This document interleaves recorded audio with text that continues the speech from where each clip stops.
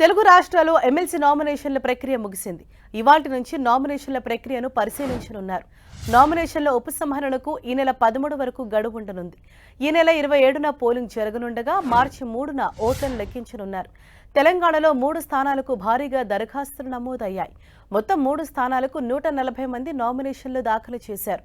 అటు ఏపీలోనూ పెద్ద సంఖ్యలో నామినేషన్లు దాఖలయ్యాయి. తెలంగాణలో 3 ఎమ్మెల్సీ స్థానాలకు కలిపి మొత్తం 140 మంది 280 సెట్ల నామినేషన్లు దాఖలు చేశారు. వరంగల్, ఖమ్మం, నల్గొండ ఉపాధ్యాయ నియోజకవర్గానికి మొత్తం 23 మంది అభ్యర్థులు 50 సెట్ల నామినేషన్లు వేశారు. మెదక్, నిజామాబాద్, ఆదిలాబాద్, కరీంనగర్ పట్టభద్రుల నియోజకవర్గానికి 100 మంది 192 సెట్ల నామినేషన్లు అందించారు.